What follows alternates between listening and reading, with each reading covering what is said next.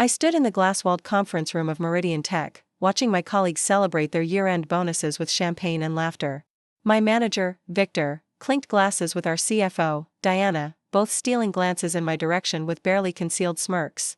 The annual performance reviews had concluded just hours earlier, with everyone on our development team receiving substantial bonuses, everyone except me, despite single-handedly saving our flagship project from disaster 3 months ago. Before we jump back in, tell us where you're tuning in from, and if this story touches you, make sure you're subscribed, because tomorrow, I've saved something extra special for you.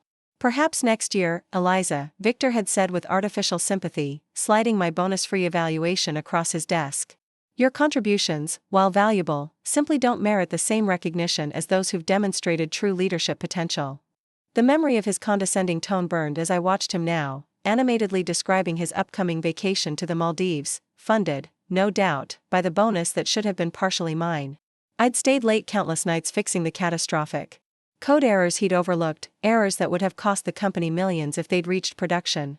Yet here I was, bonusless, while Victor reaped the rewards of my dedication.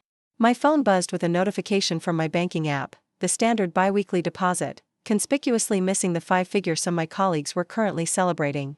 For years at Meridian Tech, consistently exceeding targets, and this was my reward, exclusion and dismissal from the inner circle that seemed perpetually beyond my reach. Not joining the festivities?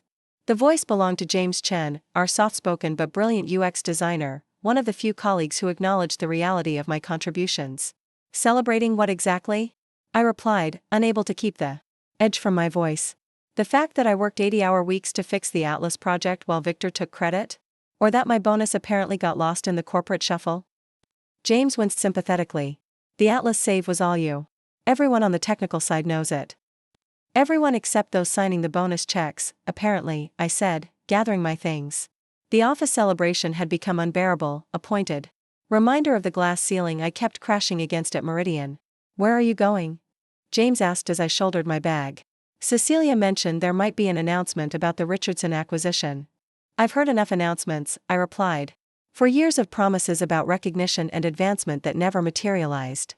For years of watching less qualified colleagues, mostly men with confident handshakes and mediocre ideas, climb past me on the corporate ladder. As I walked toward the elevator, I heard Victor's booming voice, leaving so soon, Eliza? But we're just getting to the good part. I turned, meeting his gaze directly. Which part is that, Victor? The part where you explain how I saved Atlas. From your oversight, or the part where you justify keeping my bonus for yourself? The conference room fell silent, champagne glasses frozen mid-toast as my words landed with precision. Victor's face flushed crimson, whether from embarrassment or anger, I couldn't tell. Probably both. That's completely unprofessional, he sputtered, setting down his glass with exaggerated care. Perhaps this attitude explains the bonus decision. Diana, ever the political operator, stepped forward with a practiced corporate smile. Eliza, performance assessments consider many factors beyond individual contributions. Team dynamics, leadership qualities, interesting criteria, I interrupted, surprising myself with my boldness. Especially since I led the emergency response team that salvaged Atlas after the back-end collapsed. The collapse that occurred, coincidentally, right after Victor overrode my security recommendations. The stares of my colleagues burned into me, some embarrassed, some secretly delighted by the confrontation, all surprised by my uncharacteristic rebellion. I'd always been the reliable one, the problem solver who never complained, who accepted the uneven distribution of credit and rewards with professional grace. Not today. Eliza, Victor's voice had taken on a warning tone. This isn't the appropriate forum, you're right, I agreed, stepping into the elevator that had arrived with perfect timing. The appropriate forum would have been my performance review, where actual performance should have mattered. As the elevator doors closed on their stunned faces, I felt a curious mixture of dread and exhilaration. For years of diplomatic silence shattered in 30 seconds of unplanned honesty. My career at Meridian was likely over, or at least irreparably damaged, but the liberation of finally speaking my truth outweighed the anxiety of what Monday would bring. The cold December air hit me as I exited the building, the Chicago skyline glittering against the early evening darkness. Meridian Tech occupied 3 floors of the prestigious Lakefront Tower, their sleek offices a testament to the company's meteoric rise in enterprise software. A rise I'd contributed to significantly, though my name appeared on none of the press releases or industry awards. My phone buzzed again, a text from James, that was legendary. Half the room is speechless, the other half is suddenly questioning their bonus allocations. Where are you heading? Home to update my resume, I replied truthfully.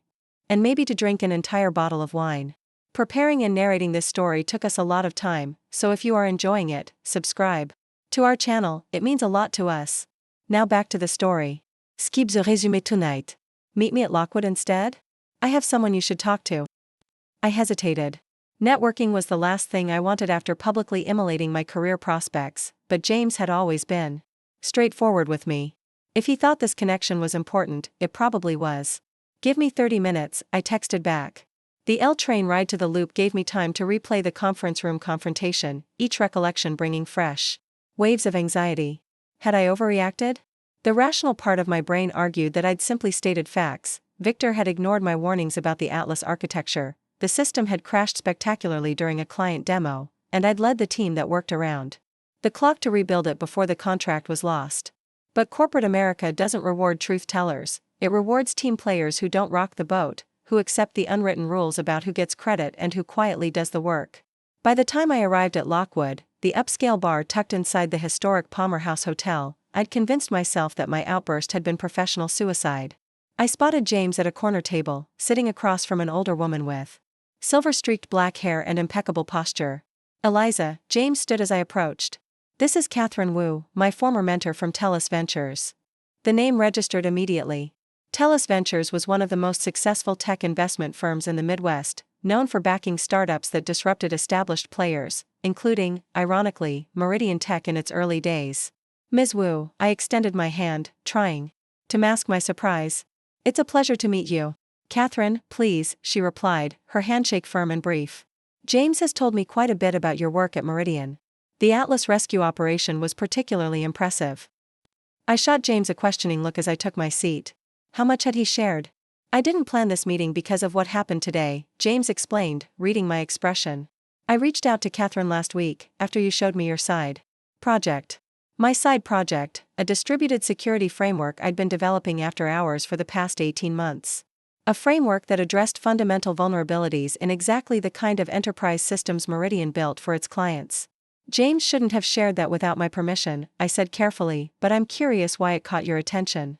Catherine's expression remained neutral, but her eyes, sharp and evaluative, revealed genuine interest. Because it solves a problem most companies don't even realize they have yet. And because it could make Meridian's current security model obsolete within 2 years. 3 at most, I confirmed, then caught myself.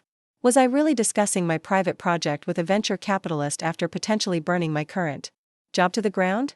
The surreal quality of the day intensified. I'd like to see the complete architecture, Catherine continued. And understand your plans for it.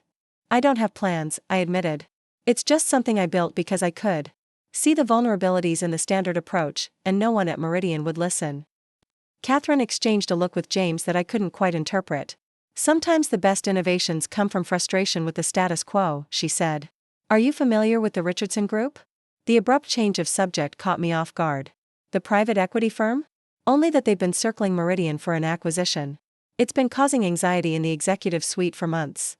With good reason, Catherine nodded.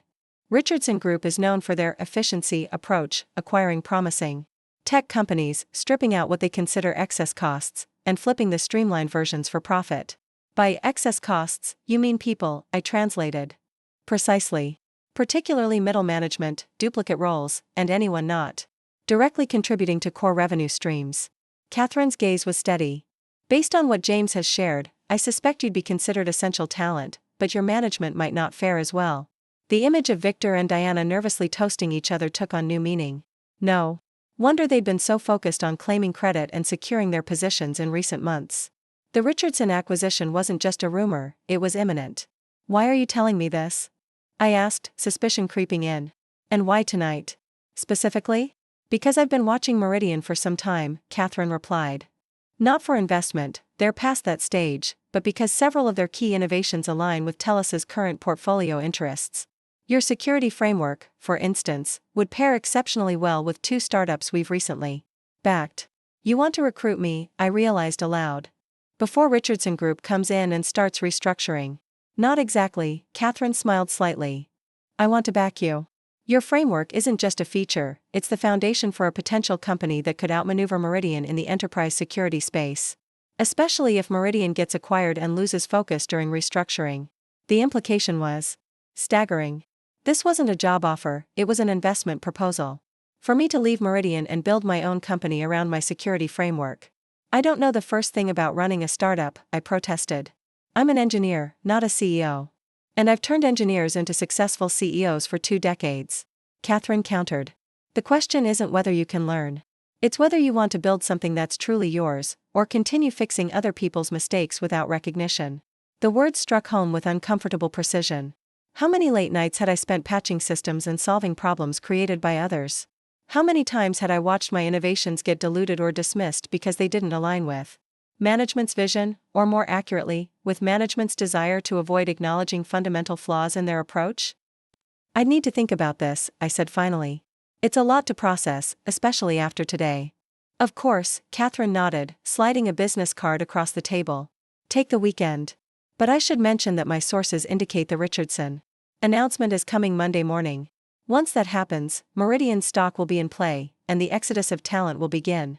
As if to punctuate her point, my phone buzzed with an email notification from Meridian's CEO, mandatory all hands. Meeting, Monday 9 a.m. I showed the screen to Catherine, who merely raised an eyebrow. Timing is everything in business, Eliza. Sometimes the universe gives us a push when we're reluctant to jump on our own. After Catherine left, James and I remained at the table. The weight of possibility and uncertainty hanging between us. Why did you connect us? I asked finally. And don't say it's because you believe in my technical abilities. There's more to it. James sighed, running a hand through his perpetually disheveled hair. Because I've watched you get passed over for 4 years, and it's killing your spirit.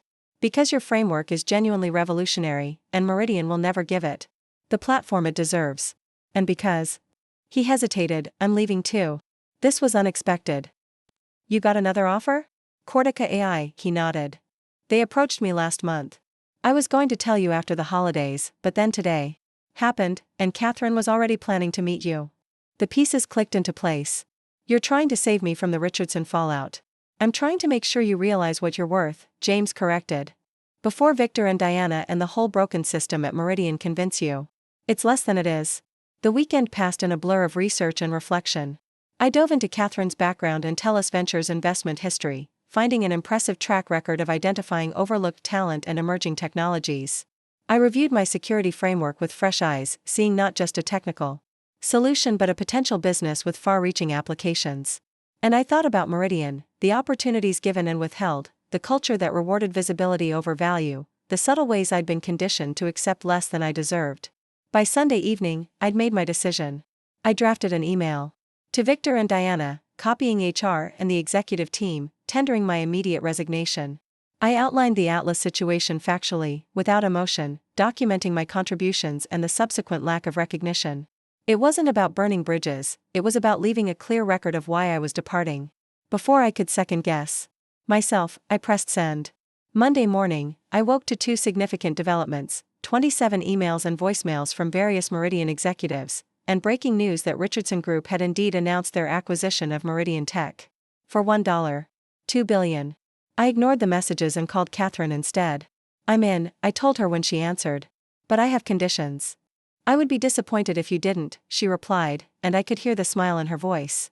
Let's discuss them over breakfast. 3 hours later, I had a preliminary term sheet for $5 million in seed funding from Tellus Ventures for my new company, which we tentatively named Quantum Shield. The conditions I'd outlined, maintaining majority control, building a diverse technical team from the ground up, and specific ethical guidelines for client selection, had been incorporated without resistance. Catherine had been matter-of-fact about the whole process. These aren't concessions, Eliza. They're good business practices that align with how we prefer our portfolio companies to operate. As I left her office, phone already buzzing with more desperate messages from Meridian, I felt a strange sense of calm replacing the anxiety and anger that had driven me for days. The path ahead was uncertain, filled with challenges I'd never faced before, but it was my path, built on my innovation, my values, and my vision. I finally answered one call, from James. Richardson announced a streamlining initiative immediately after the acquisition news, he reported. 30% reduction in workforce over 6 months, starting with redundant management positions. Victor's LinkedIn profile already says, seeking new opportunities. The news should have brought satisfaction, but instead I felt a complex mixture of vindication and sympathy. Victor had created his own vulnerability through years of prioritizing politics over performance, but the human cost of corporate acquisitions was always sobering. Have you told them about your plans? James asked. Not yet, I replied. But they'll know soon enough. The 6 months that followed were the most intense of my professional life. Building Quantum Shield from concept to functioning company consumed every waking hour. Catherine proved to be an invaluable mentor, guiding me through the unfamiliar terrain of business formation, team building, and market positioning. We recruited selectively, prioritizing talent overlooked by larger companies, brilliant engineers passed over for promotion, innovative thinkers constrained by corporate bureaucracy, diverse voices rarely heard in mainstream tech. Our first hire was Elena Rodriguez, a security architecture genius who'd been relegated to maintenance roles at her previous company despite having patents that generated millions. They kept telling me to wait my turn, she told me during her interview. After 5 years, I realized my turn wasn't coming. Your turn starts today, I told her, offering a compensation package that reflected her actual value.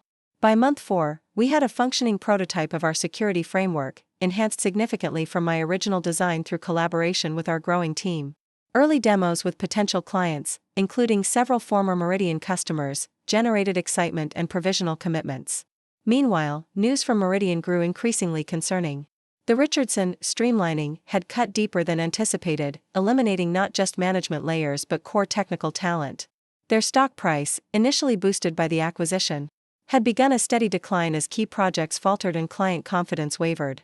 I took no pleasure in their struggles, but I couldn't help noting the pattern. In their rush to cut costs, Richardson had dismissed precisely the kind of problem solvers and innovators who could have navigated the transition successfully. People like me, who had kept the company functioning behind the scenes while others took credit. In month 5, an unexpected opportunity emerged. Catherine arranged a meeting with several investment partners to discuss accelerating our growth timeline. Meridian's security division is floundering, she explained during our preparation session. Richardson Group is considering spinning it off rather than investing in the significant overhaul it needs. This creates a potential acquisition target for us, if you're interested. The irony wasn't lost on me. You want Quantum Shield to acquire part of Meridian? We're barely operational ourselves.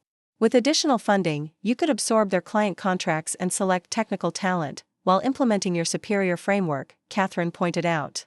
It would accelerate your market entry by at least a year. The meeting with the investment partners went better than I could have imagined. Our progress, combined with Meridian's increasing vulnerability, created a compelling opportunity they were eager to back. By the end of the day, we had commitments for an additional $20 million in funding, specifically to pursue strategic acquisitions.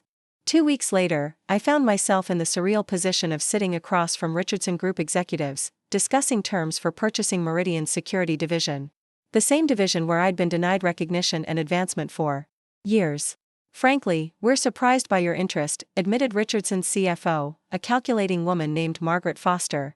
The security division hasn't performed to expectations since the acquisition. I'm familiar with its potential, I replied neutrally. And its limitations. We negotiated for 3 days, finally agreeing on a purchase price of $18 million, less than half what the division had been valued at during the original acquisition. The deal included all client contracts, intellectual property, and the option to extend offers to current staff. The news broke the following Monday. Quantum Shield acquires Meridian Security Division in strategic expansion. The industry publications buzzed with speculation about the new company that had emerged seemingly from nowhere to capitalize on Meridian's weakened position. My phone exploded with messages, former colleagues expressing everything from congratulations to shock to desperate job inquiries. Among them was a particularly satisfying email from Victor, who had landed at a mid-level position with a Meridian competitor. Eliza, impressive move. Perhaps we should discuss how my experience could benefit your new venture? I always recognized your potential. I allowed myself one small moment of vindication before archiving his message without reply. Success wasn't about proving Victor wrong, it was about proving myself right. The day we officially took control of the security division, I returned to the Meridian offices, now noticeably subdued compared to the vibrant workspace I'd left 6 months earlier. The remaining employees gathered in the same conference room where I'd watched others celebrate bonuses without me, where I'd finally spoken my truth before walking away. Now they watched me with expressions ranging from hope to wariness as I prepared to announce which positions would transition to Quantum Shield and which would be eliminated. I surveyed the room, recognizing the familiar patterns, the confident ones who expected to be chosen based on their networking and visibility, the quieter contributors who anticipated being overlooked despite their critical work, the politically savvy operators already positioning themselves for my favor. Before I outline our transition plan, I want to be transparent about our selection criteria. Quantum Shield evaluates talent based on demonstrable contributions, collaborative ability, and technical excellence, not on who takes credit or who speaks the loudest in meetings. A ripple of surprised murmurs moved through the room. Our compensation structure includes equity for all employees, and our performance reviews incorporate peer assessment alongside objective metrics. We believe the people doing the work should share in both the credit and the rewards. The contrast with Meridian's hierarchical, politics-driven culture couldn't have been clearer. Some faces showed skepticism, others relief, and a few, particularly those who had been marginalized under the old system, displayed cautious hope. Over the next hour, I outlined which roles would continue and which would be phased out.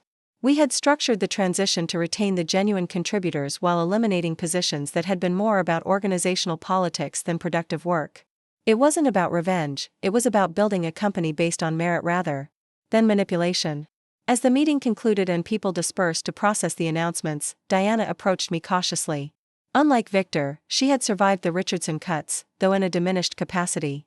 "I suppose congratulations are in order," she said, her corporate smile firmly in place despite the circumstances. "You've orchestrated quite a reversal of fortune." "It wasn't orchestrated," I corrected her. "It was earned. There's a difference. Either way, I hope you'll consider my application for the Strategic Operations Director position." My experience managing client relationships, I interrupted her gently but firmly. "Diana, that position has specific requirements, including a demonstrated history of ethical leadership and credit sharing. Based on my experience here, I don't believe it's the right fit for you." Her smile faltered. "You're saying no because of what happened with your bonus." "I'm saying no because past behavior predicts future performance," I clarified. Quantum Shield is building a different kind of culture. One where people are valued for what they contribute, not how well they play politics. As Diana walked away, shoulders stiff with indignation, I felt no satisfaction, only clarity about the company I was determined to build. One where someone like my former self wouldn't have to leave to be recognized, where innovation wouldn't be stifled by hierarchy, where talent wouldn't be overlooked because it didn't fit a predetermined mold. 1 year later, Quantum Shield had grown to 87 employees and secured contracts with 15 major enterprises, including 3 former Meridian flagship clients. Our security framework had received industry recognition for its innovative approach, and we were being courted by major tech companies for potential partnership or acquisition, offers I consistently declined. The Richardson Group, meanwhile, had sold the remnants of Meridian to a competitor for less than half what they'd paid, writing off the acquisition as a strategic misstep. Victor had cycled through 2 more positions and was now consulting, according to his LinkedIn profile. Diana had landed at a traditional financial institution, where her brand of corporate politics was still rewarded. On the anniversary of my resignation from Meridian, I received an unexpected email from Catherine. "Check your calendar. Town car will pick you up at 7 p.m. Wear something suitable for a celebration." KW, the car delivered me to the rooftop restaurant of the lakefront tower, ironically, the same building where Meridian's offices were located, though now occupying only a single floor rather than 3. Catherine was waiting at a private table, overlooking the Chicago skyline, a bottle of champagne already open. To defying expectations, she toasted as I sat down. "And to recognizing your own worth before others tell you what it is. I couldn't have done this without your backing." I acknowledged, clinking my glass against hers. "No," she agreed frankly, "but the vision was yours. I merely provided the means for you to execute it. There's a difference." As we enjoyed dinner, Catherine shared something I hadn't known. She had been tracking my work for nearly 2 years. Before our meeting, through industry contacts and quiet observation. "You weren't the obvious choice," she admitted. "Not the loudest voice, not the most self-promoting. But you solved problems others didn't even recognize, and you built solutions that actually worked rather than just generating impressive demos. Why didn't you approach me sooner?" I asked. Catherine's expression turned reflective. "Sometimes people need to recognize their own value before they're ready to claim it fully. Your confrontation in that conference room told me you'd reached that point." As we finished our meal, Catherine handed me an envelope. Inside was a newspaper clipping, a small announcement that Richardson Group's CEO had stepped down following several failed acquisitions, with Meridian specifically cited as a significant loss.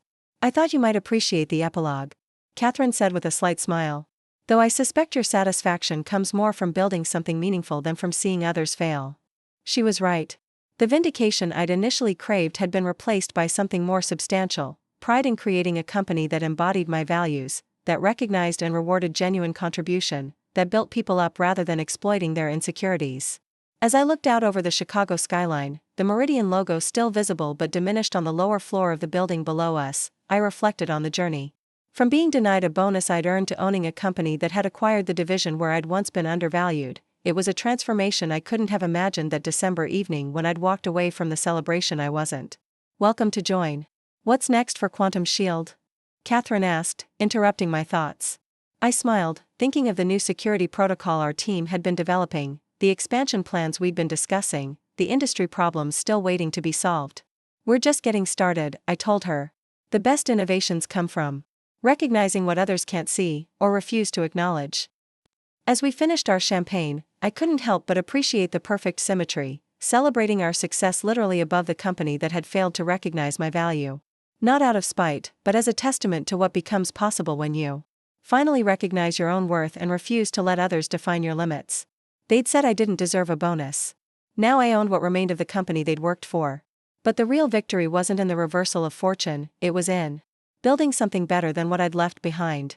Something that wouldn't make the same mistakes, that wouldn't overlook talent because it didn't fit a predetermined pattern, that valued substance over style and contribution over credit. Something that would give others like me the recognition they deserved from the beginning. The morning after my dinner with Catherine, I arrived at Quantum Shield's temporary offices, a converted industrial loft in Chicago's West Loop that hummed with the energy of our growing team. Elena Rodriguez, our brilliant security architect, intercepted me before I could reach my desk. We need to talk about the Vertex implementation, she said without preamble. I found some anomalies in their network that don't match the security audit they provided. This was precisely why I'd hired Elena. Where others saw compliance checkboxes, she saw patterns and inconsistencies that revealed deeper issues. Show me, I replied, following her to her workstation. As Elena walked me through the discrepancies she discovered, I marveled at how different this working relationship was from what I'd experienced at Meridian. There, my observations would have been filtered through layers of management, likely diluted or dismissed before reaching decision-makers. Here, critical insights moved directly from discovery to action. This could indicate an existing breach, I noted, examining the unusual traffic patterns Elena had identified. Or at least vulnerable access points someone could exploit. Exactly. Elena nodded. But according to their security director, they've passed every compliance audit with flying colors. Compliance doesn't equal security, I muttered, a phrase that had become something of a mantra at Quantum Shield. Let's schedule an emergency call with their CTO. They need to know what they're actually dealing with, not what their reports claim. As Elena left to arrange the call, I reflected on how rapidly our reputation was growing. 6 months ago, we would have struggled to get a direct line to a CTO at a company like Vertex. Now they returned our calls immediately, recognizing that our alerts weren't false alarms or sales tactics, they were genuine findings that could prevent devastating breaches. My phone buzzed with a message from our office manager. Marcus Wallace from Richardson Group called again. Third time this week. Says it's urgent regarding remaining Meridian assets. I sighed, typing back, schedule 15 minutes, video call only. Whatever Marcus wanted, I'd learned to keep Richardson Group representatives at arm's length. Their business practices, particularly during the Meridian acquisition, had revealed a ruthlessness I wanted nowhere near Quantum Shield's culture. At mid-morning, I connected with Marcus Wallace, Richardson Group's impeccably groomed VP of Portfolio Optimization, a title that essentially meant the person who decides what to salvage and what to discard from our acquisitions. Eliza, thank you for making time, he began with practiced corporate warmth. I've been eager to discuss a mutually beneficial opportunity. I appreciate directness, Marcus, I replied. What's on your mind? His smile tightened almost imperceptibly. As you know, Richardson Group has been re-evaluating our technology portfolio following some challenges with the Meridian integration. Challenges was a polite euphemism for what industry insiders were calling the Meridian massacre, Richardson's systematic dismantling of a once promising company through aggressive cost-cutting and misguided reorganization. We've decided to divest the remaining Meridian assets, Marcus continued. The core product team, client contracts, and intellectual property. Given your successful integration of the security division, we thought You might be interested in acquiring these components before we offer them to the wider market. I kept my expression neutral despite my surprise.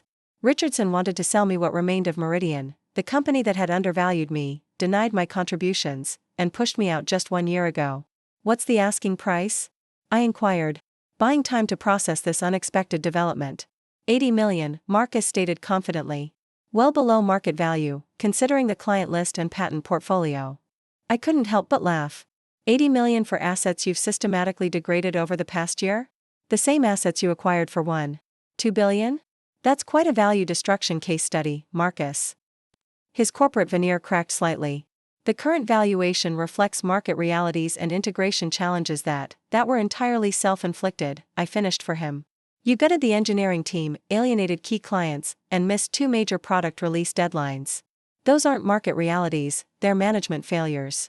Marcus's jaw tightened. Nevertheless, these assets represent significant potential in the right hands. Hands familiar with Meridian's architecture and client relationships. The implication was clear. Richardson believed I might pay a premium based on my history with Meridian, either from sentimentality or a desire to reclaim my former workplace. I'll have our team conduct due diligence, I said finally. But I should be transparent, we won't pay for potential we have to rebuild ourselves. What remains of Meridian has been hollowed out. Any offer would reflect that reality. After ending the call, I sat back in my chair, processing the irony of the situation. The company that had once deemed me unworthy of a performance bonus was now being offered to me for purchase, at a drastically reduced price due to mismanagement after my departure. I called Catherine immediately. Richardson wants to sell us what's left of Meridian, I told her without preamble. Asking 80 million, which is absurd. Not surprising, Catherine replied calmly. Their quarterly report is due next month, and they need to offload underperforming assets before then. What's your interest level? I hesitated. Objectively, there might be value in some of the patents and client relationships. But emotionally, I'm conflicted about taking on the company that pushed me out. This isn't about reclaiming your past, Catherine observed. It's about determining whether these assets advance your future. Don't let either sentiment or spite drive a business decision. Her perspective, as always, cut through emotional complexity to the practical core. We'll evaluate it properly, I promised. No shortcuts either way. That afternoon, I assembled a small team to assess the Meridian assets, Elena for technical evaluation, our CFO Michael for financial analysis, and our client relations director, Gabriella, for customer potential. I deliberately excluded myself from the detailed assessment to maintain objectivity. While they began their evaluation, I focused on our growing list of clients and the security framework improvements our development team was refining. Despite the unexpected Meridian situation, Quantum Shield's core business demanded my primary attention. Late that evening, as most of the team had departed, I noticed a light still on in our small conference room. Inside, I found James Chen, who had joined us 3 months ago after his position at Cortica AI had been eliminated in yet another corporate restructuring. Working late? I asked, pausing in the doorway. James looked up from his laptop, appearing slightly startled. Just reviewing some of the Meridian codebases Richardson sent over. Thought I'd get a head start on the technical assessment. I raised an eyebrow. Volunteering for extra work? Call it morbid curiosity, he admitted. I wanted to see what happened to the systems after we left. The we wasn't lost on me, a reminder that James had witnessed my journey at Meridian firsthand, had seen the slights and overlooked contributions that eventually drove me to leave. And? I prompted, genuinely curious myself. James shook his head. It's worse than I expected. They made modifications to the core architecture that completely undermined the stability improvements you implemented before leaving. It's like they deliberately unraveled your work. I moved into the room, glancing at his screen where familiar code now contained unfamiliar, and clearly problematic, alterations. Look at the Atlas codebase, James continued, navigating to another section. Remember how you rebuilt the security layer after Victor's changes crashed it? They reverted to a hybrid of the original flawed design, but with even less coherent implementation. It's like they took your architecture, misunderstood what made it work, and created a Frankenstein version. I studied the code, a mixture of vindication and dismay washing over me. The technical decisions reflected exactly the kind of short-sighted thinking I'd fought against during my time there, prioritizing quick fixes and surface-level features over structural integrity. Who authorized these changes? I asked, noting timestamps on the code commits. That's the interesting part, James replied, pulling up a log. Most of the critical reversions were approved by Diana after Victor left. She apparently took over. Technical sign-off despite having no engineering background. The revelation shouldn't have surprised me, yet it did. Diana had always been political rather than technical, focused on managing perceptions rather than understanding the systems Meridian built. Giving her authority over architectural decisions was like asking a marketing executive to perform surgery. This validates every concern you raised before leaving, James observed quietly. Every warning that was ignored, every suggestion that was dismissed, you were right about all of it. I stepped back from the screen, suddenly uncomfortable with what felt like schadenfreude. Yes, I'd been right, but being right hadn't prevented the damage. It hadn't protected the company I'd once cared about, hadn't preserved the innovations I'd helped build. We should focus on whether any of this can be salvaged, I said, redirecting the conversation. Not on who was right or wrong. James gave me a knowing look. It's okay to feel vindicated, Eliza. After everything they put you through, seeing the consequences of ignoring your expertise is a pretty clear case of karma. Maybe, I acknowledged. But vindication doesn't build better systems. It doesn't solve problems or create value. As I left James to his analysis, I found myself wrestling with complex emotions. There was undeniable satisfaction in seeing my technical judgments validated so thoroughly, in knowing that the bonus denial and credit theft had been followed by exactly the technical failures I'd predicted. But beneath that satisfaction lay something deeper, a genuine sadness for what Meridian could have been if merit had mattered more than politics, if substance had been valued over style. The company had once represented genuine innovation potential, before ego and hierarchy had corroded its foundation. The next morning, our assessment team delivered their preliminary findings on the Meridian assets. The verdict was mixed at best. While some client relationships and intellectual property retained value, the technical infrastructure and product roadmap had been compromised beyond easy repair. Bottom line, Michael summarized, $20 million would be a reasonable offer given the remediation costs we'd incur. Anything more would be paying for the Meridian name, which has been significantly tarnished in the market. I nodded, studying the detailed breakdowns they'd provided. And if we walked away completely? We'd miss some patent protections that could be useful, Elena noted. And about 30% of their client list represents potential fits for our security framework that we're not currently reaching. But nothing irreplaceable. The decision crystallized with unexpected clarity. This wasn't about reclaiming my past or validating my worth. Those questions had been answered when I built Quantum Shield into a thriving company that embodied different values. This was simply a business calculation, whether specific assets could accelerate our growth. At a reasonable price. I scheduled another call with Marcus Wallace, this time with Michael and our legal counsel present. We've completed our assessment, I informed him without preamble.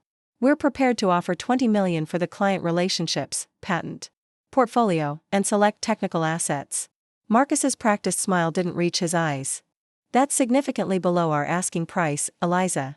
Perhaps you've misunderstood the value proposition here. On the contrary, I replied calmly. We've conducted thorough due diligence. The technical infrastructure requires substantial remediation, client confidence has eroded dramatically, and the Meridian brand carries increasing negative market associations. $20 million reflects these realities. Other potential buyers. Marcus began. We'll conduct the same analysis and reach similar conclusions, Michael interjected smoothly. The Richardson Group's management of Meridian assets is well documented in industry circles. You're not negotiating from a position of strength. The flash of anger in Marcus's eyes confirmed we'd hit a nerve.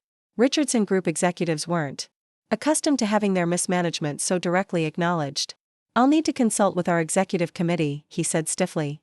But I should warn you, we have interest from several parties. Of course, I nodded. Our offer stands for 72 hours. After that, we'll need to reassess based on evolving market conditions. After ending the call, our legal counsel let out a low whistle. That's not how most acquisition discussions go, she observed with a hint of admiration. Usually there's more diplomatic dancing. We're not interested in dancing, I replied. Just in fair value for salvageable assets. Richardson created this situation through short-sighted management decisions. They don't get to overcharge us for cleaning up their mess. The 72-hour deadline proved unnecessary. Richardson's executive committee accepted our offer the next morning, a clear indication that their alternatives were limited and their need to offload the underperforming assets before quarterly reporting was urgent. As the legal teams worked through the acquisition details, I found myself reflecting on the journey that had led to this moment. Just over a year ago, I'd been denied a performance bonus despite saving Meridian's flagship project. Now I was purchasing What remained of the company at a fraction of its former value. The night before signing the final acquisition documents, I visited Meridian's offices alone. The space that had once housed a vibrant, growing company now felt hollow, empty desks where talented engineers had worked, darkened conference rooms where I'd once pitched innovations that went unheard, silent break areas where colleagues had celebrated successes I wasn't invited to share. I paused outside what had been Victor's office, remembering our final performance review where he'd explained why I didn't merit the same recognition as others despite my contributions. The office was now occupied by a Richardson Group facilities manager overseeing the gradual downsizing of the space. In the main development area, a few engineers remained, the skeleton crew keeping critical systems running for clients who hadn't yet abandoned Meridian. They looked up with the wary expressions of people who had survived multiple rounds of layoffs but expected more bad news at any moment. "Are you from Richardson?" one asked, a young woman I didn't recognize. "No," I replied. "I'm Eliza Chen, CEO of Quantum Shield. We're acquiring certain Meridian assets." Recognition dawned on several faces. My departure and subsequent founding of Quantum Shield had become something of a legend among those who remained, a rare success story amid the decline. "Are you keeping any of the engineering team?" another developer asked bluntly. "We're evaluating role by role," I answered honestly. "Our priority is identifying people who've maintained quality and integrity despite the challenges here. People who've continued solving problems even when leadership wasn't listening." The message wasn't subtle. We valued the quiet contributors. The ones who did the work without necessarily getting the credit. The exact type of employee I had been at Meridian. "There will be interviews next week," I continued. "But I can tell you now, Quantum Shield evaluates technical merit and collaborative potential, not political skill or who you know. We're building something different." As I left the Meridian offices for what might be the last time, I felt a sense of closure that had eluded me since my departure. I wasn't returning as a conquering hero or to exact revenge. I was simply the steward of a new company with different values, salvaging what remained valuable from the wreckage of misplaced priorities. The next day, in Quantum Shield's bright, open offices, I signed the final documents making the acquisition official. There was no champagne celebration, no grandiose announcements, just a focused determination to integrate the valuable pieces while leaving behind the toxic patterns. Catherine joined me for coffee afterward, her expression thoughtful as we discussed next steps. "This completes a rather perfect circle," she observed. "From being undervalued to owning the company that failed to recognize your worth. How does it feel?" I considered the question carefully. Less about vindication than I expected. More about responsibility, to build something better than what came before. To not repeat the same mistakes. Catherine nodded, seemingly pleased with my answer. "That's the difference between revenge and redemption. Revenge looks backward, trying to balance old accounts. Redemption looks forward, creating something new from the lessons of the past." As we discussed integration plans for the acquired assets, an email notification appeared on my phone, a message from Diana, whose position had been eliminated in the final days of Richardson's management. "Eliza, I understand congratulations are in order on your acquisition of Meridian's remaining assets. Perhaps we could discuss potential roles for experienced management at Quantum Shield? I've always valued your technical insights and would welcome the opportunity to complement them with my strategic expertise." The email was breathtaking in its revisionist history, its convenient forgetting of how she had treated me, how she had supported a system that consistently undervalued technical contribution in favor of political maneuvering. Catherine noticed my expression. "Bad news?" "No," I replied, showing her the message. "Just an object lesson in how some people never learn the right lessons from failure."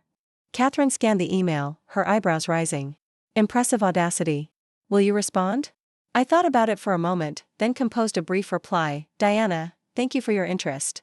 At Quantum Shield, we've built a culture that recognizes and rewards genuine contribution, values collaboration over competition, and evaluates performance based on measurable impact rather than perception management. Based on our previous working relationship, I don't believe this would be a comfortable cultural fit for you. I wish you success in finding a position better aligned with your management philosophy." After sending the message, I felt no triumph, only clarity about the kind of company I was determined to build. One where someone like my former self wouldn't have to leave to be valued. Where innovation wouldn't be stifled by hierarchy. Where talent wouldn't be overlooked because it didn't fit a predetermined mold. "You're not using your power to punish," Catherine observed, reading my expression. "You're using it to protect the culture you've created." "Exactly," I nodded. "This isn't about evening scores. It's about maintaining the values that make Quantum Shield different from what Meridian became." As we concluded our meeting, Catherine shared some surprising intelligence. Victor had applied for a senior position at one of TELUS Ventures' portfolio companies, apparently unaware of my connection to Catherine. His references were illuminating. She noted with a slight smile. Lots of emphasis on his strategic vision, very little on technical execution or team development. Sound familiar? Painfully, I acknowledged. I hope you warned the company. Better, Catherine replied. I suggested they implement a practical technical assessment as part of his interview process. He withdrew his application the next day. The anecdote highlighted a truth I'd come to recognize: systems that reward style over substance, political skill over genuine contribution, eventually collapse under their own contradictions. Victor, Diana, and the culture they represented hadn't just failed me, they had failed Meridian itself, eroding its foundation until even Richardson Group couldn't extract value from what remained. Later that week, as we began interviewing the remaining Meridian technical staff, I discovered a young engineer named Priya who reminded me startlingly of myself at the same career stage. Brilliant, detail-oriented, and consistently overlooked. In a system that rewarded louder, more politically adept colleagues. Your solution to the distributed authentication vulnerability was elegant, I noted during her interview, referencing a technical challenge I'd spotted in reviewing her work. But there's no record of you presenting it to management. Priya's expression reflected resignation I recognized all too well. I tried. 3 times. But my team lead said it wasn't a priority compared to the new user interface features sales was promising clients. And then when authentication issues emerged anyway? Someone else packaged my solution with minor modifications and got credit. For the emergency fix, she shrugged. Standard procedure around here.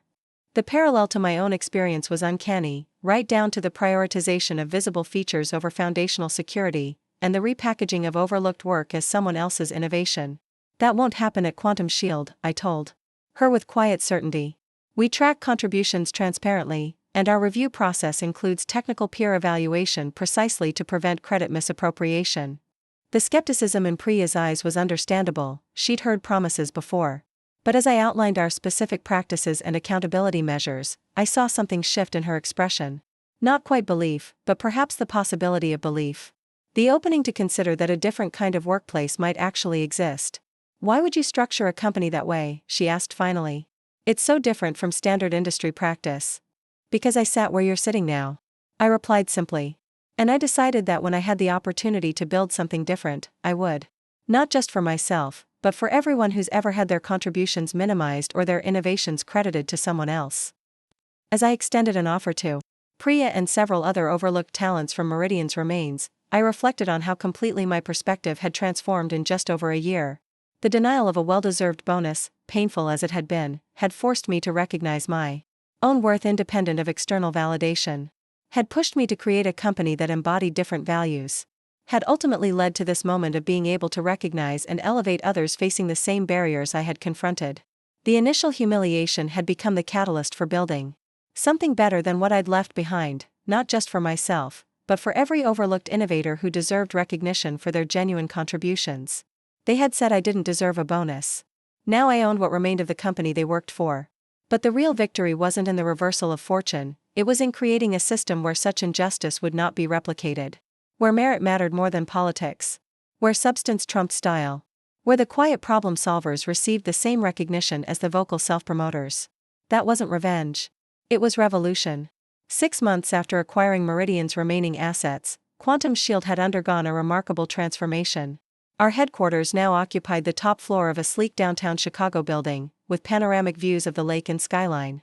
More importantly, our team had grown to over 100 people, a carefully curated blend of original Quantum Shield employees, select Meridian engineers, and new talent drawn by our rising industry reputation. The integration hadn't been without challenges. Some former Meridian employees struggled to adapt to our transparent, merit-based culture after years in a hierarchical environment where perception often mattered more than performance. A few had departed voluntarily, uncomfortable with the expectation that their work would speak for itself rather than being amplified by political maneuvering. But those who remained were thriving, particularly the overlooked talents like Priya, who suddenly found their contributions recognized and rewarded. The transformation in their engagement and creativity was remarkable, like watching plants long denied sunlight suddenly flourish when given proper light and nutrients. The Q3 numbers just came in, Michael announced, entering my office with an uncharacteristic grin. Our normally reserved CFO rarely showed excitement, making his expression particularly noteworthy. That good? I asked, setting aside the security protocol documentation I'd been reviewing. Better than projected by 32%, he confirmed, sliding a tablet across my desk. The Vertex implementation has become a major case study. 3 new enterprise clients cited it specifically as their reason for choosing us over established competitors. I scanned the figures, a sense of quiet satisfaction building as I processed the implications. The Vertex project, where Elena had identified security vulnerabilities their previous audits had missed, had evolved into a comprehensive security transformation that was now serving as a powerful market validation. The technical team deserves recognition for this, I noted. Especially Elena and Priya's architecture work. Let's make sure the performance bonuses reflect their contributions. Michael nodded, making a note. Already factored in. The transparent attribution system you implemented makes it clear exactly who drove the innovations that led to these results. That system, which traced the lineage of ideas from initial conception through implementation, had been one of my first innovations at Quantum Shield. Born directly from my experience at Meridian, where credit routinely flowed upward to managers while actual contributors remained anonymous, it ensured that recognition and rewards followed genuine impact, rather than political skill. There's something else, Michael added, his expression shifting to something more cautious. We've received an acquisition offer. This was unexpected. From whom? Telos Systems. They're proposing $350 million, majority cash with some stock components. I leaned back, processing this figure. Telos was a major enterprise security player, one of the established giants whose territory Quantum Shield had been steadily encroaching upon. The offer represented a substantial premium over our last private valuation of $220 million. They've noticed us, I observed. More than noticed, Michael replied. According to their CEO's letter, they've lost 3 major contracts to us in the past quarter. They're framing this as a strategic combination of complementary capabilities. But reading between the lines, they want to neutralize us before we become a bigger threat, I finished. Classic incumbent strategy, if you can't compete effectively, acquire. Michael nodded. The board will need to consider it. Catherine has called an emergency meeting for tomorrow morning. After he left, I stood by the window, gazing out at the Chicago skyline as I contemplated this development. An acquisition offer should have felt like validation, concrete proof that we'd built something valuable enough for an industry giant to notice. And the financial outcome would be extraordinary, especially for someone who'd been denied a performance bonus just 18 months earlier. Yet something felt incomplete about this potential conclusion to the Quantum Shield story.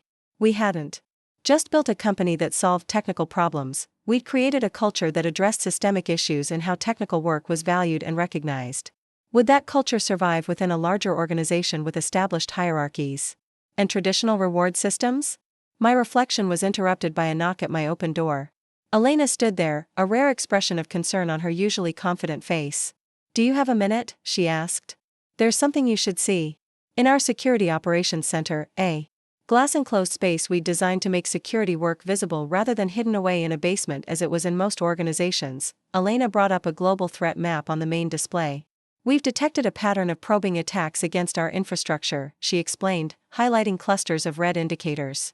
Not the usual random scanning that everyone experiences. These are targeted, sophisticated, and persistent. I studied the pattern, professional concern displacing my earlier thoughts. Attribution? Nothing definitive, but the techniques match APT groups typically associated with corporate espionage rather than criminal organizations.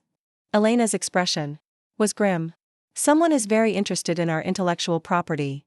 Timing seems significant, I noted. Right as we receive an acquisition offer. Could be coincidence, Elena allowed. But in my experience, targeted corporate espionage spikes during acquisition talks. Knowledge of proprietary technology and client lists can significantly impact negotiation positions. The implied question hung in the air, was Telos attempting to gain intelligence advantages before formal due diligence began? The timing was certainly suspicious. Implement countermeasures, I directed. And prepare a detailed briefing for the board meeting tomorrow. If there's a connection between these attacks and the acquisition offer, the board needs that context before making any decisions. Elena nodded, already coordinating with her team to strengthen our defenses. I watched them work with practiced efficiency, another wave of pride washing over me. This team, diverse, collaborative, meritocratic, represented everything I'd wanted to build after leaving Meridian.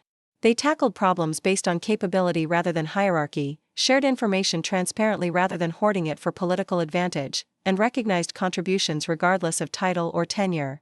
The thought of this culture being absorbed into a traditional corporate giant like Telos was increasingly troubling. The next morning, Quantum Shield's board convened in our main conference room.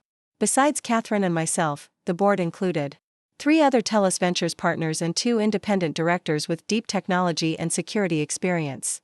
The acquisition offer dominated the agenda, with Michael presenting a detailed financial analysis and Elena briefing the board on the suspicious network activities. The correlation is concerning, noted Diane Forrester, one of the independent directors. While we can't prove Telos is behind these probing attacks, the timing and sophistication suggest at minimum that news of their interest has leaked to parties who see value in our intellectual property. The offer itself is financially compelling, Michael acknowledged. But there are significant questions about cultural integration and product roadmap preservation that aren't addressed in their initial proposal. Catherine, who had remained characteristically quiet during the presentations, finally spoke. Eliza, you've been uncharacteristically reserved. What's your assessment? All eyes turned to me. As both CEO and founder, my perspective carried particular weight, though the ultimate decision rested with the full board. Financially, the offer recognizes the value we've created, I began carefully. But Quantum Shield isn't just a collection of technologies and client contracts. It's a different approach to security, to workplace culture, to how technical contribution is valued and rewarded.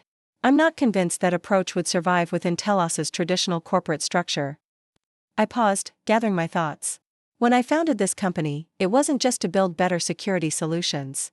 It was to create an environment where technical merit matters more than political skill, where genuine innovation isn't stifled by hierarchy, where overlooked talent can thrive. I'm concerned those values would be among the first casualties of an acquisition. Those are valid concerns, Catherine acknowledged. But they need to be weighed against the financial opportunity. For employees and investors, an exit at this valuation would represent an exceptional return. The discussion continued for nearly 2 hours, exploring various aspects of the offer, potential negotiation points, and alternative scenarios. As it wound down, Catherine suggested a framework for moving forward. We should engage with Telos to better understand their integration plans and preservation commitments, she proposed. Simultaneously, we'll continue our current growth trajectory and explore other strategic options. This isn't a binary decision we need to make today. The board agreed unanimously to this approach, authorizing a response to Telos that acknowledged their offer while indicating more information would be needed before serious consideration. As the meeting concluded, Catherine asked me to remain behind. You've built something remarkable here, she said once we were alone. Far beyond what I anticipated when we first discussed funding Quantum Shield. Thank you, I replied, sensing there was more to her comment. But part of building something successful is knowing when and how to let it evolve beyond your initial vision, she continued. Sometimes that means acquisition. Sometimes it means bringing in different leadership. For the next growth phase, the founder who gets a company from $0 to $200 million isn't always the right CEO to take it from $200 million to $1 billion. The observation wasn't entirely unexpected, but it still stung. You think I'm not the right leader for Quantum Shield's next chapter? Catherine's expression softened slightly. I think you need to decide what matters most to you, building a market-dominant security company, or creating an environment that embodies your values around recognition and contribution. Those aren't necessarily incompatible goals, but as companies scale, cultural ideals often get compromised for growth imperatives. Her words resonated uncomfortably with concerns I'd been grappling with myself. As Quantum Shield grew, maintaining our foundational culture required increasing effort. New employees who hadn't experienced the toxic environments we were deliberately countering sometimes questioned our transparent attribution systems or collaborative decision processes as inefficient compared to traditional hierarchies. I built Quantum Shield because I believed there was a better way to recognize and reward technical contribution, I said finally. A way that didn't require political skill or self-promotion to ensure your work was valued. I'm not willing to compromise on that core principle, even for growth. Catherine nodded, seemingly satisfied with my clarity. Then that's your North Star for evaluating the Telos offer or any other strategic options. Does the path forward strengthen or weaken your ability to maintain that cultural commitment? After she left, I remained in the conference room, reflecting on her guidance. The question wasn't simply whether to accept an acquisition offer, it was whether Quantum Shield's core values could survive within a larger organization with different priorities and established patterns. My contemplation was interrupted by Gabriella, our client relations director, who appeared with unusual urgency. "We just received a strange call from Telos's head of business development," she reported. "He wanted to know if we were experiencing any technical difficulties with our client portal, because they've heard rumors of service disruptions." I frowned. "Are we having any issues?" "None whatsoever," Gabriella confirmed. "Our systems are operating normally, and we've had no client reports of problems." The implication was disturbing. Was Telos attempting to create market uncertainty about our stability during acquisition discussions? Combined with the probing attacks Elena had detected, a pattern of questionable tactics seemed to be emerging. "Document the conversation," I directed. "And let Elena know to monitor for any attempts to create actual service disruptions. This might be reconnaissance before a more aggressive move." The next morning brought confirmation of our concerns. Overnight, several of our largest clients had received anonymous emails claiming that Quantum Shield was experiencing catastrophic security failures and suggesting they audit their systems for potential breaches. The emails included just enough accurate details about our technology to seem credible to non-technical recipients. Elena's team traced the emails to sophisticated proxy servers that obscured their true origin, but the timing left little doubt about the likely source. This wasn't just corporate espionage, it was active sabotage designed to undermine client confidence during acquisition talks. I called an emergency leadership meeting to address the situation. As our team assembled, I was struck by the diversity of backgrounds, perspectives, and communication styles represented, a stark contrast to the homogeneous leadership teams I'd experienced at previous companies. "We have two objectives," I began without preamble. "First, reassure clients that their systems are secure and these emails are misinformation. Second, determine our response to what appears to be a deliberate attempt to damage our market position during acquisition discussions. We've already prepared a technical verification package for clients," Elena reported. "It includes real-time security status dashboards and independent audit confirmations. We're reaching out proactively to all targeted organizations. The legal implications are significant," added our general counsel. "If we can establish a connection to Telos, this would constitute tortious interference and potentially violate several securities regulations, given the acquisition context." For the next hour, we developed a comprehensive response strategy: transparent communication with clients, enhanced monitoring for further attacks, and documentation of everything for potential legal action. Throughout the discussion, I was reminded again of what made Quantum Shield different. Problems were addressed collaboratively, with expertise valued regardless of title or tenure. As the meeting concluded, I made a decision that had been crystallizing since Catherine's pointed questions the previous day. "One more thing," I announced. "I want each of you to consider what matters most about Quantum Shield's culture, what elements would be non-negotiable in any potential acquisition. We'll discuss at our next leadership meeting." Later that afternoon, I received a call from Telos's CEO, Martin Reeves, a veteran executive known for his aggressive acquisition strategy. "Eliza," he began with forced cordiality, "I understand there have been some unfortunate rumors circulating about Quantum Shield's security status. I want to assure you that Telos had absolutely nothing to do with that misinformation." "Interesting that you're aware of the exact nature of these rumors," I observed, "since they were sent directly to our clients through anonymous channels." His momentary silence confirmed my suspicion that the denial had been prepared without knowledge of how much we'd discovered. "Corporate espionage is unfortunately common in our industry," he recovered smoothly. "We've experienced similar attacks ourselves. In fact, this underscores why a combination of our companies makes strategic sense. Together we'd present a much stronger defense against such tactics. Or perhaps it underscores why Quantum Shield should remain independent," I countered. "Our approaches to security and to business ethics seem fundamentally different." The conversation ended with typical corporate pleasantries, but the message had been delivered. We were aware of the tactics being employed, and they were only reinforcing our hesitation about a potential acquisition. After ending the call, I walked through our office, observing the teams at work: engineers collaborating on complex security architectures, client success specialists customizing implementations, researchers identifying emerging threats. What struck me most was the energy and engagement visible throughout the space. People weren't just performing tasks, they were fully invested in solving problems they found meaningful, in an environment where their contributions were genuinely valued. I thought back to my time at Meridian, to the soul-crushing experience of having critical work dismissed or credited to others, to the performance review where I was told I didn't merit the same recognition despite saving their flagship project. The contrast with what we'd built at Quantum Shield couldn't have been starker. That evening, I called Catherine to discuss the situation with Telos. The sabotage attempts confirm what we suspected, I told her after summarizing the events. They see us as a threat significant enough to warrant unethical tactics. Which raises an important question about their acquisition offer. Whether it's an attempt to neutralize competition rather than a genuine integration plan, Catherine finished my thought. Classic incumbent strategy: if you can't beat them fairly, either buy them or damage them. Exactly. And either option would effectively dismantle what we've built, the technology and the culture. Catherine was quiet for a moment. So what's your recommendation to the board? Reject the Telos offer, I said firmly. And use this incident to accelerate our growth strategy. Their tactics reveal their vulnerability. They wouldn't resort to sabotage if they had a superior technical solution. The financial opportunity is substantial, Catherine reminded me, though I detected a note of approval in her voice. The board has fiduciary responsibilities to consider. I understand. But I believe we can deliver greater value by remaining independent and addressing the market need Telos clearly can't satisfy ethically or technically. Their offer isn't the culmination of our journey, it's evidence we're on the right path. After ending the call, I drafted a detailed memo to the board outlining the sabotage attempts and making the case for rejecting the acquisition offer in favor of an accelerated independent growth strategy. The decision wouldn't be mine alone. But I was determined to advocate for the vision that had driven Quantum Shield from the beginning.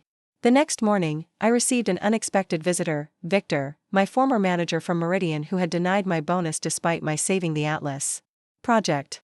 He was waiting in our reception area, looking considerably less polished than during his Meridian days. His once immaculate suit appeared slightly worn, his confident posture diminished. Eliza, he greeted me with forced warmth. Your receptionist. Wasn't sure you'd want to see me, but I was hoping for a few minutes of your time. I hesitated, genuine surprise overriding my initial impulse to refuse. My office, I decided, leading him through our open workspace where several former Meridian engineers watched with undisguised interest. Once we were seated in my office, with its sweeping views of the same city where I'd once been told I didn't merit recognition, Victor got straight to the point. I'm between opportunities at the moment, he explained, the corporate euphemism for unemployment hanging awkwardly between us. When I heard about your acquisition of Meridian's assets and your current negotiations with Telos, I thought my experience might be valuable during this transition period. The audacity was breathtaking. This was the man who had systematically minimized my contributions, who had taken credit for my solutions, who had explicitly told me I didn't deserve the bonus that others received for lesser work. What specific experience would that be? I asked, keeping my tone neutral despite the emotions swirling beneath the surface. Strategic leadership, client relationship management, team direction, he replied with a confidence that seemed oddly disconnected from reality. I guided Meridian through its growth phase before the Richardson acquisition changed the company's direction. Guided Meridian. As if the technical failures that ultimately hobbled the company hadn't stemmed directly from his dismissal of expert warnings, my warnings, about architectural vulnerabilities. Victor, I said carefully, do you remember our last performance review? When you explained why I didn't merit the same bonus as others despite saving the Atlas project? He shifted uncomfortably. Business decisions are complex, Eliza. Resource allocations require balancing many factors beyond individual contributions. That's true, I acknowledged. Which is why Quantum Shield uses a transparent attribution system to ensure contributions are recognized regardless of title or political skill. It's fundamental to our culture, the culture I built specifically to counter what I experienced at Meridian. Understanding began to dawn in his expression. This wasn't going to be the reconnection with a former colleague he had apparently anticipated. Everyone at Quantum Shield understands that genuine contribution, not perception management or hierarchical position, determines recognition and advancement, I continued. It's the foundation of everything we do. And it's directly opposed to the management philosophy you practiced at Meridian. Victor's expression hardened slightly. That's a rather idealistic approach. In the real world of enterprise business, our real-world results speak for themselves, I interrupted gently. Quantum Shield has grown from concept to industry disruptor in 18 months. We've secured clients that Meridian couldn't approach. And we've done it while maintaining a culture where merit matters more than politics. I stood, signaling the conversation was concluding. I appreciate you reaching out, Victor. But there isn't a place for you at Quantum Shield. Not because I'm holding a grudge, but because your fundamental approach to management is incompatible with what we've built here. As I escorted him back to reception, we passed the wall where we displayed our core principles. At the top of the list, recognition follows contribution, always. Victor paused, reading the statement. You really built an entire company because you were denied one bonus? The question revealed how completely he had missed the point, both then and now. No, I corrected him.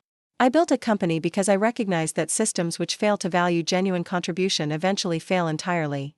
Meridian's collapse wasn't just about Richardson's mismanagement, it was the inevitable result of a culture that rewarded political skill over technical excellence, that dismissed expert warnings because they came from the wrong people, that systematically undervalued the very work that created its value.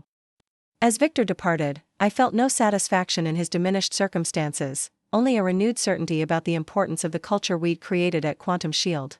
His visit had inadvertently reinforced exactly why we needed to remain independent. Rather than being absorbed into a company like Telos, where similar hierarchical dynamics might erode our foundational values. The board meeting the following day was brief but decisive.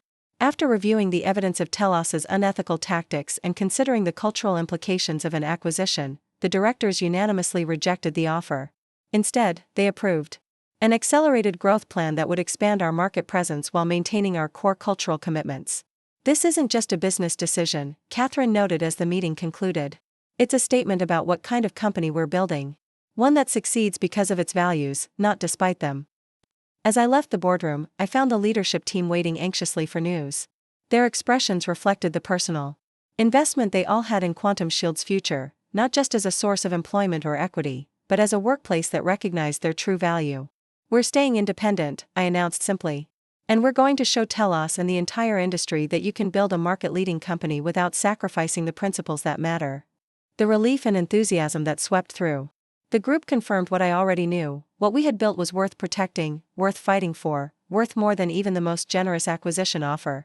Because Quantum Shield wasn't just a company, it was proof that there was a better way to recognize and reward contribution, to build technology and teams, to create value while valuing creators. They had said I didn't deserve a bonus. That denial had led me to build a company now valued at hundreds of millions, a company that embodied a fundamentally different approach to recognizing technical contribution. That wasn't just a success story. It was a revolution in how value is created and acknowledged. And it was just beginning. 2 years after rejecting Telos's acquisition offer, I stood at the window of my expanded office in Quantum Shield's new headquarters. The Chicago skyline spread before me, a fitting backdrop for reflecting on our remarkable journey. In 24 months, we had grown from a promising startup with innovative technology to an industry leader redefining enterprise security and workplace culture. The numbers told part of the story: 342 employees across 3 continents, a valuation of $1.2 billion after our latest funding round, and a client roster that included 40% of the Fortune 100. But the metrics that gave me the deepest satisfaction weren't on our financial statements. Employee retention at Quantum Shield stood at 96% in an industry where 25% annual turnover was considered normal. Our transparent attribution system, which ensured that contributions were recognized regardless of title or tenure, had been profiled in Harvard Business Review as a breakthrough approach to knowledge worker management. And perhaps most tellingly, we'd become known as the company that developed overlooked talent into recognized industry experts. A knock at my door interrupted my reflection. Elena entered, followed by Priya, who had risen from overlooked Meridian engineer to our director of advanced security architecture in just 2 years. The demo for Project Lighthouse is ready, Elena announced, her characteristic directness tempered by evident pride. You should see this before the all-hands meeting. I followed them to our innovation lab, where a small team had gathered around a sophisticated display system. The energy in the room was palpable, the unique mixture of excitement and focused intensity that accompanied breakthrough moments. We've solved the quantum-resistant encryption implementation challenge, Priya explained as the demonstration began. Not just theoretically but in a way that's deployable across existing enterprise infrastructure without prohibitive computational overhead. I watched as they walked through the technical details, the elegant solution emerging through their collaborative explanation.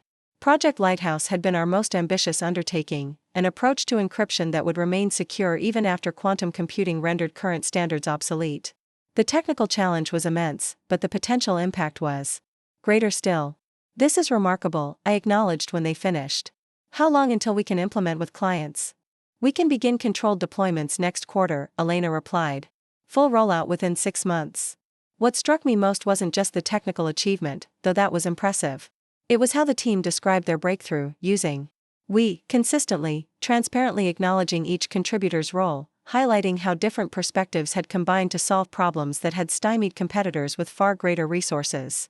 This was Quantum Shield's culture made visible, collaborative rather than competitive, recognizing all contributions rather than elevating only the most visible participants, valuing the quiet problem solvers alongside the articulate presenters. As we walked back toward the main office area, Priya hung back slightly to speak with me privately. "I had a call from Telos yesterday," she said quietly. "They offered me a position leading their new quantum security division. Triple my current compensation." The information wasn't entirely surprising. Telos had been systematically attempting to recruit our key talent since their failed acquisition attempt, offering extraordinary packages to poach the expertise they couldn't buy outright. "That's a generous offer," I acknowledged. "Have you decided how you'll respond?" Priya's expression held absolute certainty. "I already declined. The money would be nice, but I've worked in environments where contribution and recognition aren't aligned. Where politics matters more than performance. I'm not going back to that, at any price." Her words resonated deeply, reflecting the transformation that had occurred not just in our company but in the people who comprised it. Employees who had once accepted being overlooked or undervalued now understood their true worth, and prioritized environments that recognized it properly. "I appreciate your commitment," I told her sincerely. "But I'm also concerned about compensation equity if our competitors are offering such premiums. We should review our packages to ensure they're competitive, even if we can't match predatory recruitment tactics." "Actually," Priya replied with a slight smile, "Elena and I have already drafted a proposal for the leadership team. It includes expanded equity grants for key contributors identified through the attribution system, focusing resources on the people actually driving innovation rather than those who happen to have negotiated better initially." This proactive problem-solving, addressing issues before they became crises, proposing solutions rather than just identifying problems, had become a hallmark of our culture. People didn't wait for permission to improve systems, they took ownership of challenges within their domain of expertise. Later that afternoon, I led our quarterly all-hands meeting, where we shared major developments, recognized significant contributions, and reinforced our cultural foundations. The main auditorium was filled to capacity, with remote employees joining via video from offices in London, Singapore, and Sao Paulo. 2 years ago, I began after the initial business updates. Many industry observers believed Quantum Shield's rejection of the Telos acquisition offer was a mistake. They argued that our idealistic culture would prove unsustainable as we scaled, that our transparent attribution system would create more problems than it solved, that we needed the resources of a larger company to compete effectively. I paused, letting the memory of those doubts hang in the air momentarily. Today, Telos announced their third consecutive quarter of declining market share. Meanwhile, Quantum Shield has become the fastest-growing enterprise security provider in our segment, with the highest client retention rates and strongest NPS scores in the industry. The pride in the room was palpable, not arrogance, but the deep satisfaction of proving that success could be achieved without compromising fundamental values. "We've succeeded not despite our cultural commitments, but because of them," I continued. "Because we recognize genuine contribution rather than political skill. Because we value substance over style. Because we've created an environment where overlooked talent can thrive." I moved to the core announcement, the culmination of months of planning. Today, I'm pleased to announce the Quantum Shield Foundation, a new organization we're establishing with an initial endowment of $25 million. Its mission is to promote transparent, equitable recognition practices across the technology industry through research, education, and direct support for organizations implementing attribution systems similar to our own. The announcement generated enthusiastic applause. People understood that we were attempting to scale our cultural impact beyond our own company, to change industry practices that had marginalized genuine contributors for too long. After covering other business matters and recognizing specific achievements through our attribution system, I concluded with a reflection that had been forming throughout our journey. The most valuable thing we're building isn't our technology, though that's important. It isn't even our company, remarkable as it is. It's a demonstration that there's a better way to recognize and reward contribution, a way that aligns recognition with reality rather than with hierarchy or political skill. I looked out at the assembled team, at the diverse talents and perspectives that had combined to create something extraordinary. Every one of you has experienced environments where your contributions were overlooked or credited to others, where advancement depended more on self-promotion than on actual impact, where the loudest voice was rewarded over the most insightful solution. You know how soul-crushing that can be, how it diminishes not just individuals but entire organizations. Nodding heads throughout the audience confirmed this shared experience. What we're proving at Quantum Shield is that there's a more effective approach. That when you align recognition with reality, when you ensure that credit follows contribution, you unlock potential that traditional hierarchies systematically suppress. You create not just better products but better experiences for the people creating them. As the meeting concluded and people returned to their work with renewed energy, I noticed a visitor waiting near the auditorium entrance, Catherine, who had been traveling extensively with TELUS Ventures international portfolio companies. "Impressive presentation," she commented as we walked toward my office. Though I'm not sure the board was fully briefed on the $25 million foundation endowment before today's announcement. I smiled slightly. The foundation was included in the strategic plan the board approved last month. The specific funding level was within my discretionary authority as CEO. Catherine's raised eyebrow acknowledged the technical correctness of my position while suggesting she recognized the deliberate timing. "You've become quite the strategic operator yourself," she observed. A far cry from the engineer who was denied a bonus for saving a project. The comment struck a chord. I had indeed developed skills that would once have seemed foreign to my technical orientation. But I'd done so without compromising the principles that had driven me to found Quantum Shield. "I've learned to navigate corporate realities," I acknowledged. "But always in service of our core mission, creating an environment where contribution and recognition are properly aligned." In my office, Catherine revealed the purpose of her unexpected visit. "We've had an approach from Sentinel Group," she explained, referencing a private equity firm known for large-scale technology investments. "They're exploring a potential acquisition at a $2.8 billion valuation. The figure was staggering, more than double our recent valuation, representing an extraordinary return for our investors and life-changing wealth for employees through our broad-based equity program." "They've done their homework," Catherine continued. "Their proposal includes specific commitments to maintain Quantum Shield's attribution system and cultural approach. They're positioning it as an investment in our methodology as much as our technology." I considered this carefully. We'd rejected TELUS's offer because it represented an attempt to neutralize competition with little regard for preserving what made us unique.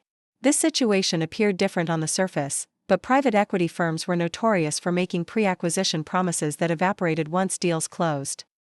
"What's your assessment?" I asked, valuing Catherine's perspective as both an investor and mentor. She chose her words carefully. "The financial opportunity is exceptional. The cultural preservation commitments are well-crafted, though their enforceability post-acquisition would depend on specific governance structures. But there's a more fundamental question you should consider, which is whether Quantum Shield's mission is better served as an independent entity demonstrating a different approach, or as a division of a larger organization potentially influencing broader industry practices from within." The question crystallized the core tension I'd been grappling with. Our independence had allowed us to create and maintain a distinctive culture without compromise. But integration into a larger entity might extend our impact across a wider ecosystem if the acquiring company genuinely valued our approach. "I'll need to think about this," I told her, "and consult with the leadership team before bringing a recommendation to the board." After Catherine left, I found myself drawn back to the window, watching the late afternoon sun cast long shadows across the Chicago skyline. The buildings represented layers of history, architectural innovations from different eras standing alongside each other, each influencing what came after. Perhaps Quantum Shield's relationship to the broader industry could follow a similar pattern. We had created something distinctive, proven its viability, demonstrated its advantages. Maybe the next phase wasn't about maintaining perfect isolation but about influencing the larger ecosystem, becoming the architectural inspiration for what followed. I called an emergency leadership meeting for early the next morning, wanting to get the team's unfiltered reactions to the Sentinel proposal before formal acquisition discussions began. As we gathered in the main conference room, I presented the opportunity with full transparency: the valuation, the cultural preservation commitments, the potential benefits and risks. "I want your honest assessments," I concluded. "Not what you think I want to hear, or what might be politically expedient. This decision affects everyone in this room and everyone who works at Quantum Shield." The discussion that followed reflected the collaborative, ego-free problem-solving approach we'd cultivated. People raised legitimate concerns about private equity's typical focus on short-term returns, questioned the enforceability of cultural preservation promises, and debated whether our mission required continued independence. "What about a hybrid approach?" suggested Michael, our CFO. "A partial investment that provides liquidity for early investors and employees without surrendering control or independence." The idea resonated immediately. A significant minority investment would achieve many of the financial benefits of an acquisition while preserving our operational autonomy and cultural integrity. We could even structure it to include specific impact metrics around cultural practices, added our general counsel. Creating accountability for maintaining the attribution system and transparent recognition approach that defines us. As the discussion evolved, a potential framework emerged. We would counter Sentinel's acquisition offer with a proposal for a 40% strategic investment at a similar valuation, including governance provisions that protected our core cultural practices and attribution system. The approach would provide substantial returns for investors and employees while enabling Quantum Shield to maintain its independent identity and distinctive approach. It would also create a partnership that could potentially extend our cultural impact through Sentinel's broader portfolio of technology companies. I spent the weekend refining this counterproposal with key advisors, ensuring it balanced financial objectives with cultural preservation. By Monday morning, we had a comprehensive term sheet to present to Sentinel's leadership. Their initial response was predictably resistant. They had sought full acquisition rather than minority investment. But as negotiations progressed over subsequent weeks, they began to recognize the strategic advantages of our proposed structure. A partial investment would align our interests while allowing Quantum Shield to maintain the distinctive culture that had driven our success. After 2 months of intensive discussions, we reached agreement on a landmark deal. Sentinel would invest $900 million for a 35% stake in Quantum Shield, valuing the company at $2.57 billion. The transaction included ironclad governance provisions, protecting our attribution system and cultural practices, along with impact metrics that tied future investor returns to successful preservation of these distinctive elements. The day we announced the investment internally was among the most meaningful of my professional life. Watching team members, particularly those who had joined from Meridian and other traditional environments, process the life-changing financial impact of their equity was deeply satisfying. People who had once been denied proper recognition for their contributions were now receiving tangible, substantial rewards that reflected their true value. Elena approached me after the announcement, her typically reserved expression softened by evident emotion. "My parents spent 30 years working for companies that never recognized their true value," she said quietly. "They retired with modest savings and a sense that their contributions had largely been overlooked. With my share from this investment, I can help them buy the lake house they always dreamed of but never thought possible." Similar stories emerged throughout the day, people planning to pay off parents' mortgages, fund siblings' education, support causes they cared about, achieve financial security they hadn't imagined possible. The investment wasn't just creating individual wealth, it was enabling people to extend opportunity and security to their broader communities. In the weeks that followed, we worked with Sentinel to formalize our partnership and begin implementing the knowledge-sharing aspects of our agreement. Their portfolio included 17 technology companies across various sectors, each of which would now have access to Quantum Shield's attribution methodology and cultural practices. I found myself in the unexpected role of cultural ambassador, meeting with leadership teams across the Sentinel portfolio to explain our approach to aligning recognition with contribution. Some were skeptical, others immediately receptive, but all were intrigued by the business results our methodology had generated. "The challenge most organizations face isn't identifying their best contributors," I explained during one such session with a struggling analytics company. "It's creating systems that consistently recognize those contributors regardless of their political skill or hierarchical position. When you solve that problem, when you ensure that credit follows contribution rather than flowing to the most visible or politically adept, you unlock potential that traditional structures systematically suppress." The company's CEO, initially defensive, gradually became more engaged as I shared specific examples and implementation frameworks. "We've tried various recognition programs," she noted, "but they always seem to devolve into popularity contests or reinforcement of existing hierarchies. That's because most approaches overlay recognition onto existing power structures rather than fundamentally realigning those structures," I replied. "Our attribution system works because it's not an add-on program, it's integrated into how work is organized, evaluated, and rewarded. It makes contribution visible and undeniable, removing the subjective filtering that typically occurs." As these conversations multiplied across the Sentinel portfolio, I began to recognize that Quantum Shield's impact could extend far beyond our own operations or even our industry. We were catalyzing a fundamental reconsideration of how technical contribution is valued and recognized, a shift that could potentially improve working conditions for knowledge workers across many sectors. 6 months after the Sentinel investment closed, I received an unexpected email that brought our journey full circle. Diana, my former colleague from Meridian who had supported the system that denied my bonus, was reaching out again, this time with a very different tone. I've been following Quantum Shield's remarkable growth and your recent partnership with Sentinel Group. Your approach to transparent attribution and recognition has generated significant discussion in industry circles, including at my current company. I wonder if you would consider allowing me to visit Quantum Shield to better understand how your system works in practice? I believe there are valuable lessons here that could benefit many organizations, including my own. The request reflected a striking evolution from her previous outreach, which had centered on her own potential employment rather than on learning from our approach. It suggested that Quantum Shield's impact was extending even to those who had once embodied the traditional systems we were challenging. After consulting with our leadership team, I agreed to the visit, not out of any desire for vindication, but because it represented an opportunity to influence practices at another organization. If Diana genuinely wanted to implement more equitable recognition systems, that aligned perfectly with our broader mission. When she arrived at our headquarters the following week, Diana's demeanor was noticeably different from her confident corporate persona at Meridian. There was a humility in her approach, an openness to learning that hadn't been evident in our previous interactions. "This is impressive," she acknowledged as I showed her our collaboration spaces, the digital attribution boards that made contribution visible, the transparent performance dashboards that aligned recognition with measurable impact. "Very different from the environments I've worked in." "That's by design," I replied. "We built Quantum Shield specifically to counter the patterns we experienced elsewhere, where politics often mattered more than performance, where visibility could trump value, where the quiet problem solvers were routinely overlooked in favor of the articulate self-promoters." Diana nodded slowly. "I've been on both sides of that equation," she admitted.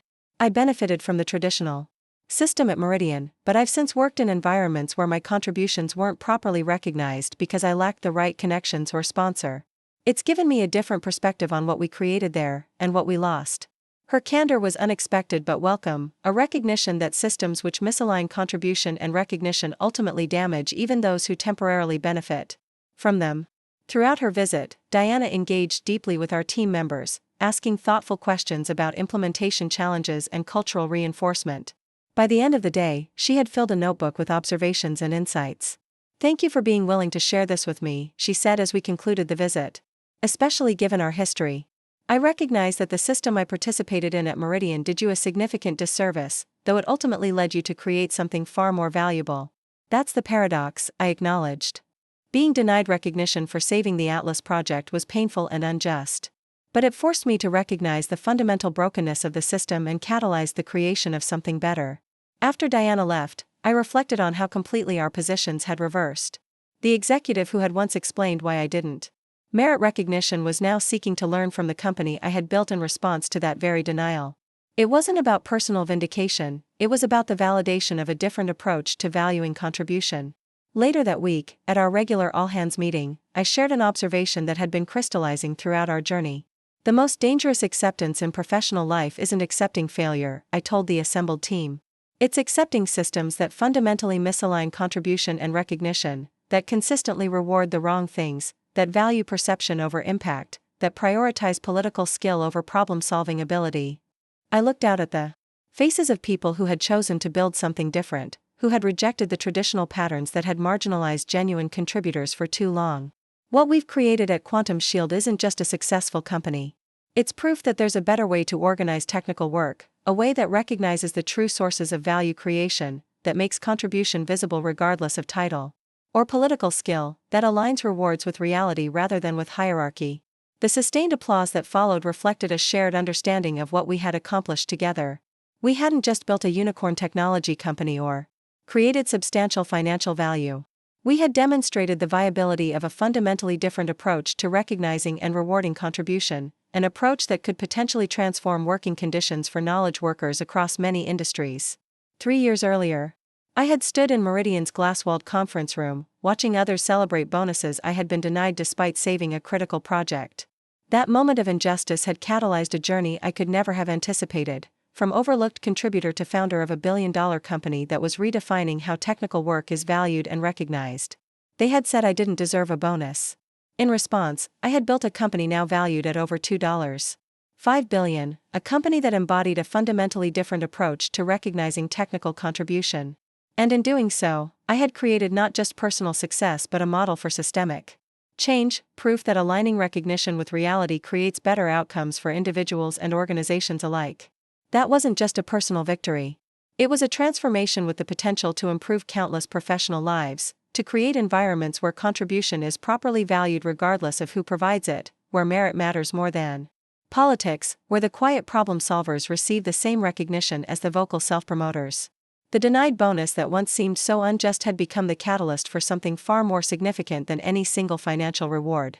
It had launched a revolution in how we recognize and value the work that truly matters, a revolution that was just beginning to spread beyond our walls to influence the broader world of work.